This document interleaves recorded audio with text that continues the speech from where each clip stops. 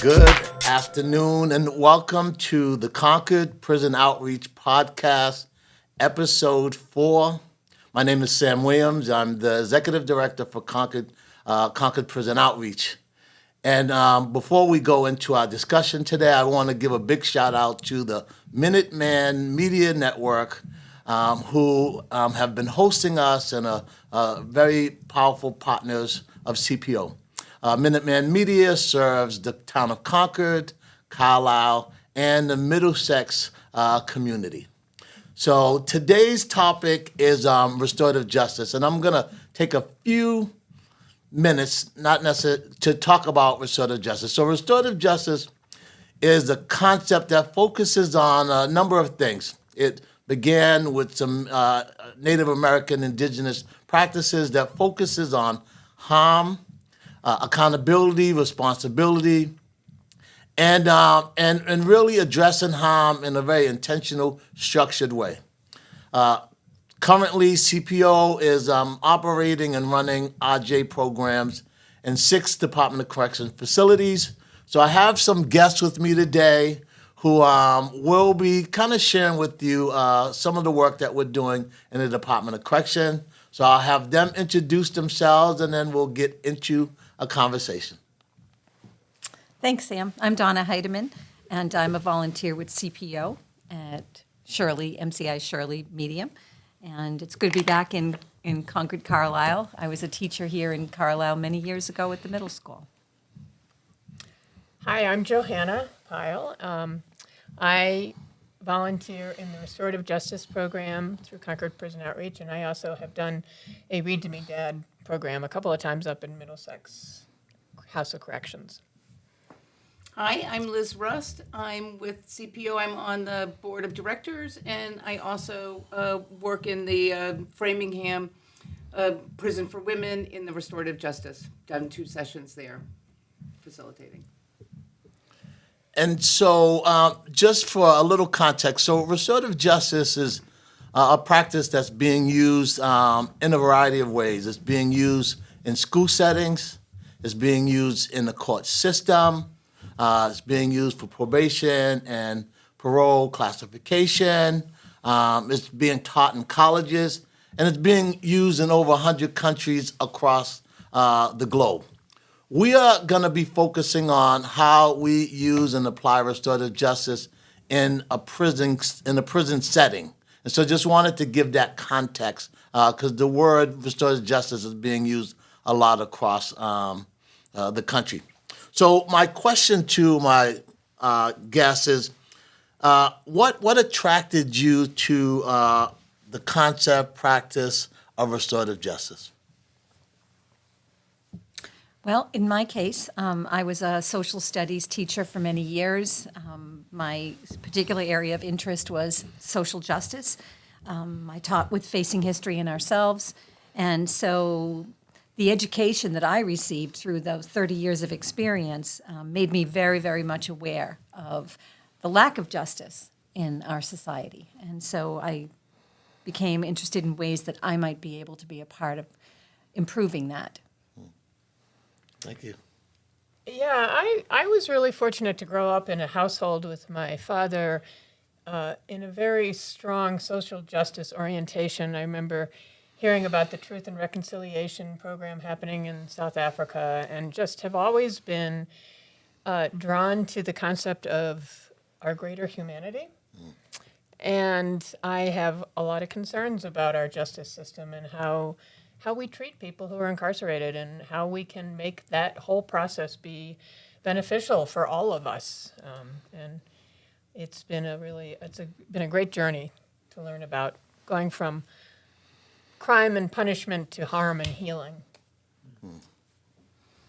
I was drawn to the restorative justice program at CPO from a number of fronts.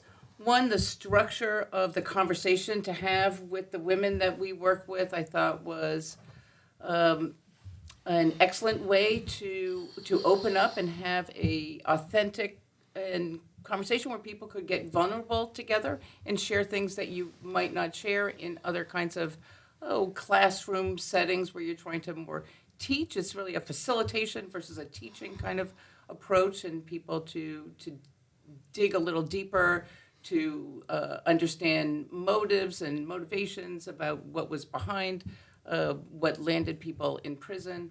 I found it to be a very authentic way for me to show up, and working in prison is a very real environment, and people are very real and know when you're not being authentic, and that's a learning experience and very growing. Plus, I think that there's any opportunity to use anything I can do to help other people, you know, I don't know, change their lives or do, I don't know, any kind of service that I can do is great. So when we're in a restorative justice circle, it's about listening. It's about building community. It's about acknowledging harm. It's about repairing harm. And so, Joanna, you talked about our greater humanity, right? Mm-hmm. And I want to kind of build off of that. So when we think about RJ and all of the elements of the practice, how do you think RJ can impact society at large based on that concept of our greater humanity? How do you think the principles, practices can impact society at large? Just a small question. Yeah. The question about who are the victims and who are the offenders, I think RJ really helps put a face to all of these people behind the scenes. In a typical criminal justice system, the victims are rarely heard from. If they are heard from, it's in a very nominal kind of way. This gives a voice to the victims, and it allows the victims, in turn, if there is an opportunity for some victim-offender, interaction, to put, again, the humanity, the faces behind the people that were involved in this process. And everyone has a whole story behind their lives.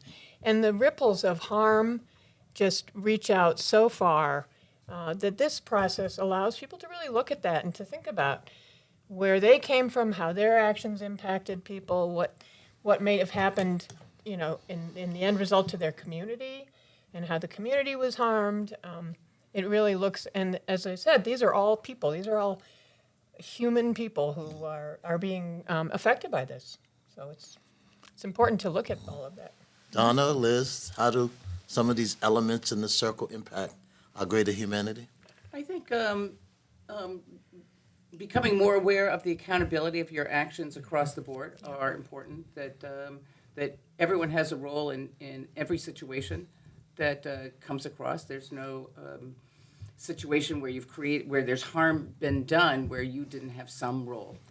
It's not always having been done to you, and to be develop that perspective where you can understand your part in that situation is a maturity that evolves over time and work to develop that emotional maturity, I'll say. I think for me, it's going back to what both of you said, and the fact that we're all connected. We are all connected. And when I work with the men that I work with, I see my brother, my son, my husband, could be any one of us that could be in that role. And sometimes but for a zip code that can make all the difference in a person's life, and what opportunities they have, what kind of support they have. But going back to my work with Facing History and Ourselves, it was always focusing in on the victim, the perpetrator, the bystander, and the upstander. And becoming aware that we are all connected and we all have a role in justice. And so indifference is not an option for me. And so, this gives me an opportunity to not be indifferent, to see that humanity in other people, and to realize we're all one and the same. So I heard the term victim mentioned, and we're hearing a lot more today around this whole concept of victim-centered restorative justice. And so when you hear that term, kind of what resonates with you, and why might we prioritize victims in RJ work? I think that goes back to what you were saying, Joanna, and that is that traditionally, the way the criminal justice system works, and I've learned this from the men that I work with, when harm is created, it becomes about the person who caused the harm and the state. And that's where the focus is. And everyone else falls to the side. That there's very little support for victims themselves, victims' families, victims' communities, as well as the person who caused the harm and their families and the people that were affected very indirectly by their actions. And so this sort of shines a light on everyone. Who are the victims? And what does everyone need? And thinking about how victimization leads to, and oftentimes leads to, the kind of harm that causes others to harm others. Within restorative justice, we hear a lot. We hear the folks who are involved say, harmed people harm people, healed people heal people. So breaking open that system that is just about, the search for justice on the part of the state and the individual who caused the harm, breaking that open and looking at what else is around it seems to me like the only humane way to look at this. And when you talk about healing, there's a lot of healing that has to happen for the victims that never, ever gets considered. Exactly. I mean, maybe there may or may not be forgiveness, but there is some healing, there's some exploration that needs to take place for the victim to move on, not just, not just the perpetrator. I'll say also, I mean, some victims have names and are very identifiable, but some people think that they're victimless crimes, and that this like challenges that somewhat. Yeah. Neighborhoods are victims, communities Yes. are victims. Crimes impact safety of whole blocks of people, buildings, and are pervasive in community. And within that, the economics of that community too, right? Sure. And just the everyday feeling of being safe where I live, Right. And feeling connected to the people around me. All of that can be affected Right. by victimization. Right. So healing and exploration are very powerful words.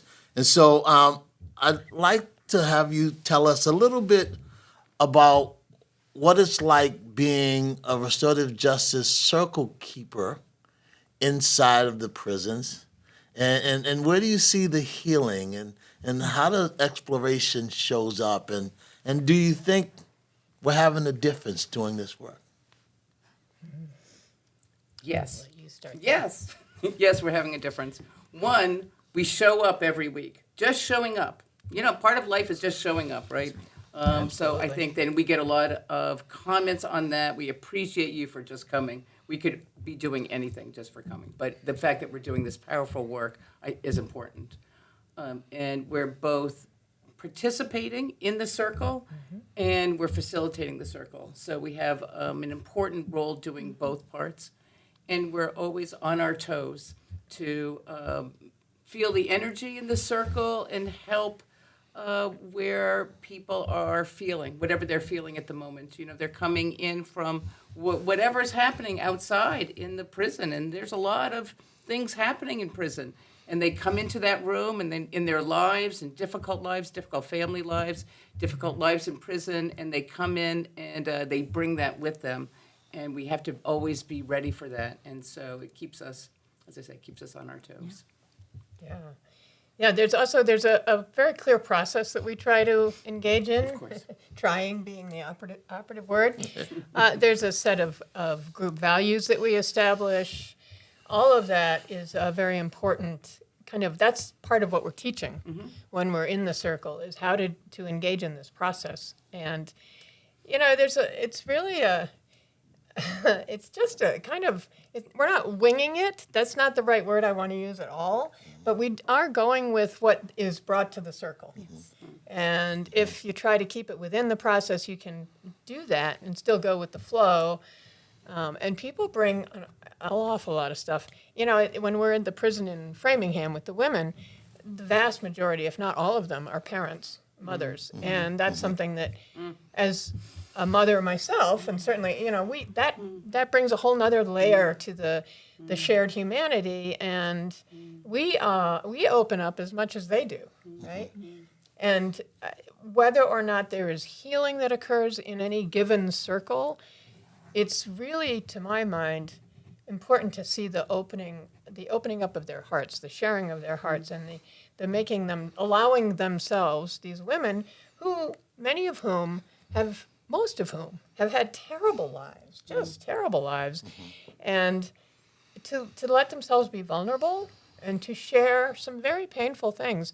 I believe in my heart that that's the start of healing, whether or not, I mean, we can't see what happens down the road, but I do believe strongly that just allowing ourselves to model the idea of opening ourselves up and being vulnerable and being a place for them to do that safely in turn is a huge opportunity for all of us.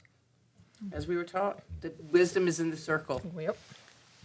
Wisdom is in this circle, and to trust Really. the process. That's what we learn a lot about. So Donna, you're in Shirley. So Yes. what is it like working in Shirley is different from Framingham. Framingham's a medium facility for women, but Shirley is a medium facility for men, and many of the men have been inside for a while. So what has that been like being a circle keeper?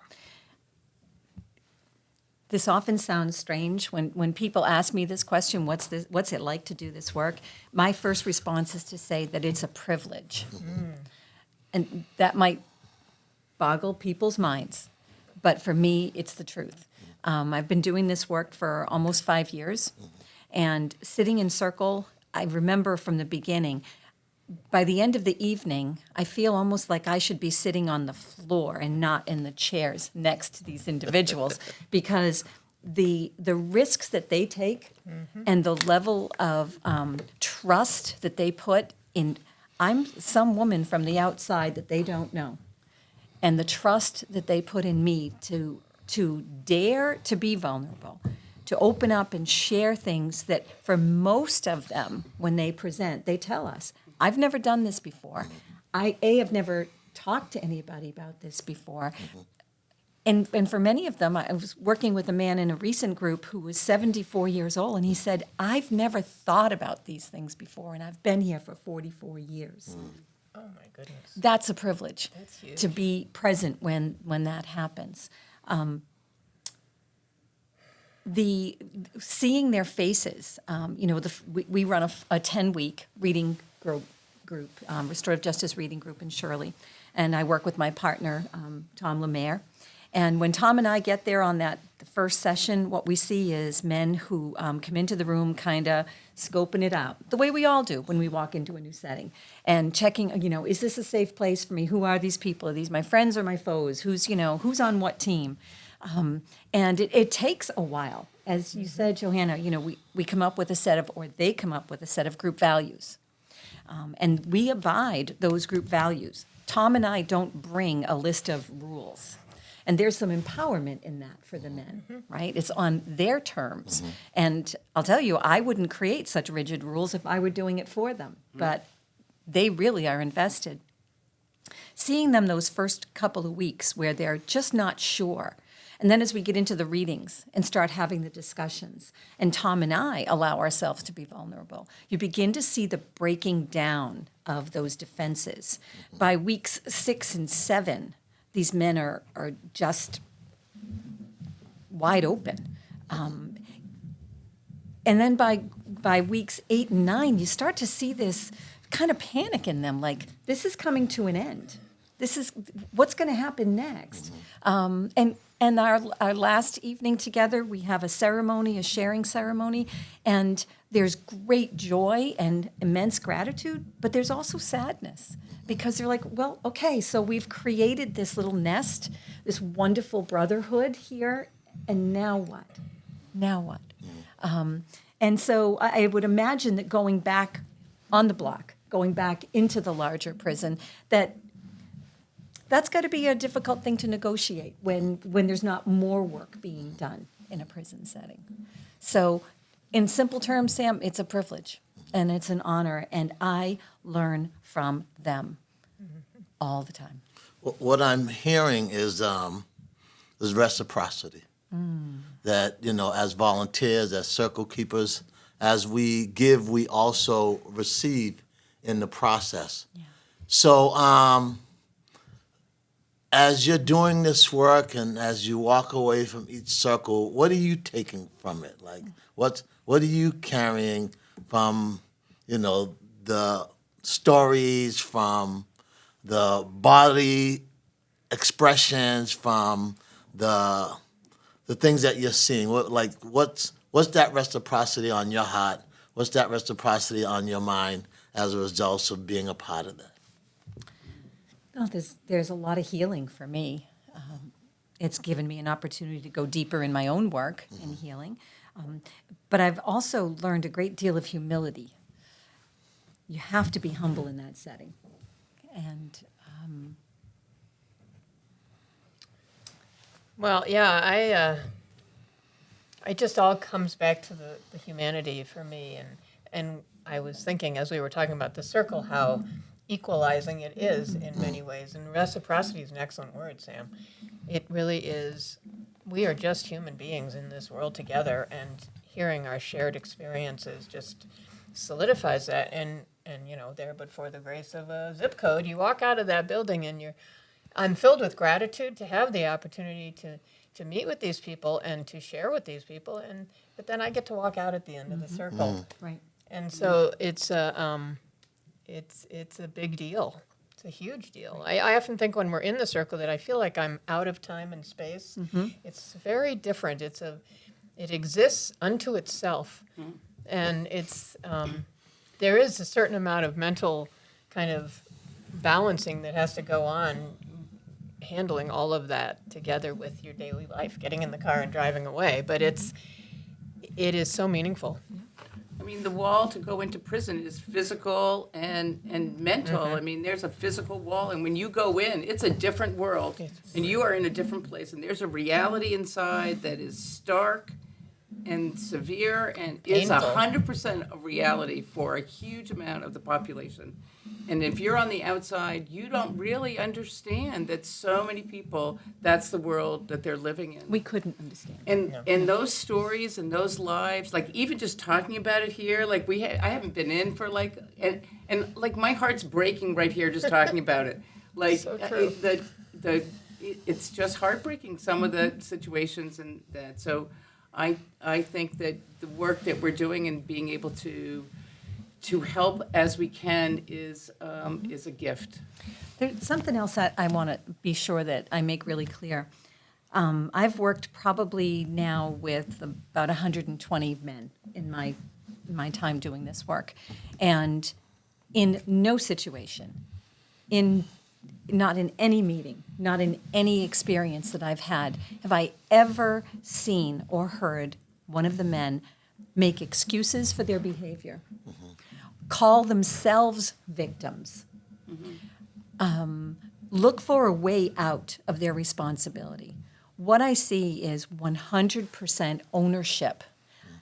And you hear the men talk about the fact that I caused this harm when I made this choice. They don't look to others to blame for the hardships that they had.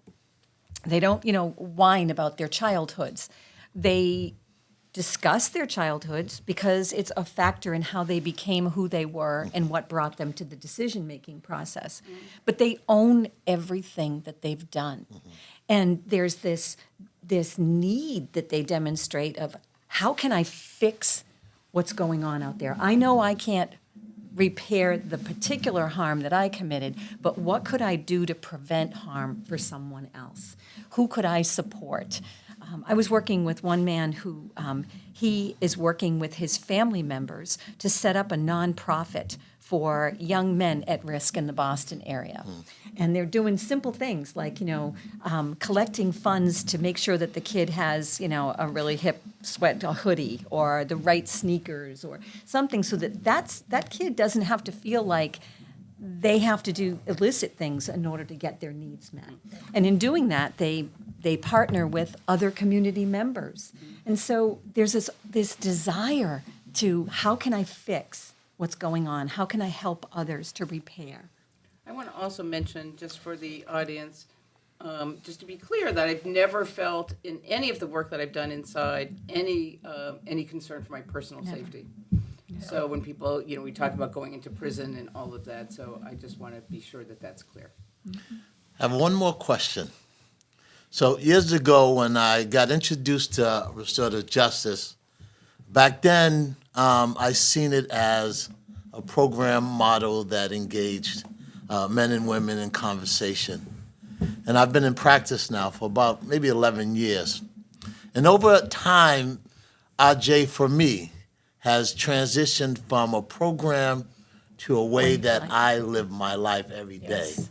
And so my question to you all, when you hear this concept that RJ is not just a program, it's a way of life, what would you say about that, and how would you relate that to your own experience within the RJ practice? I think that a lot of what we talk about are, I'm going to say values, but they're not like particularly aligned with a particular, sense, but just to live a good life and how to be respectful, of other people, accountable to your own actions, and to, tread softly in the world. And those are just important ways of just being with other people. Important to live that way in prison, make your life a little bit easier in prison. Important ways for us on the outside.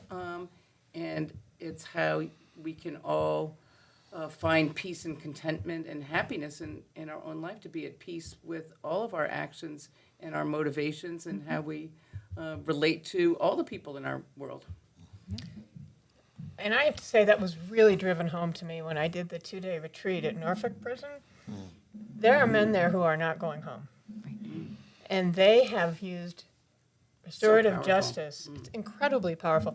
They have transformed their lives within the prison setting to living a peaceful, honest, productive, supportive life that has just changed their lives completely, even though they may not be getting out. And that is huge, because this is their home. This is where they're going to be for this foreseeable future. And they have acquired the tools to just radically change their life. The individuals who refer to themselves as long-termers, they have nothing to gain, Joanna. They're not getting years off of their term. They're not going home. And yet there's this commitment to service. And they've made me, in this process, made me be more reflective of my actions. Oh, absolutely. And that's hard. That's really hard. We go in there thinking, well, we're educated and we're bringing this program in. And then sometimes I'm knocked back on my behind in the chair to think, and how are you living this in your own life, Donna? Exactly. And that's a good thing. Oh, really good. I also want to say that oftentimes when I'm sitting in circle, and in my case I'm with the men, I think about the fact that there's no other space in our society for men to sit together and talk about their feelings, their wounds, their desires, their dreams, their hopes. If we look at our culture and how it's set up for what we allow for men in particular, I'm speaking to, other than if it's sporting events or maybe it's a church Bible group, but where do we see men be able to really sit down and open their hearts up to each other? I wish that we had more of this all around us. That's an excellent point. Before we close, any last thought, comment, words of wisdom? Well, I'm just very grateful to Concord Prison Outreach for fostering these kinds of opportunities. It takes something like your organization to make this all happen, and so I'm grateful for that. Absolutely. And we thank you, Sam, for all of the training and leadership on this And program. time and energy you put into it. Yeah. We're better for it, and so are they. All right, so we are going to conclude our session today. Joanna talked about being in the circle, and she said that when you're in the circle, it exists unto itself. Restorative justice is heart-centered work. It's like what Donna said. It's about creating spaces that unfortunately we can't find as many of in society. And it's through Concord Prison Outreach and others who are doing this work.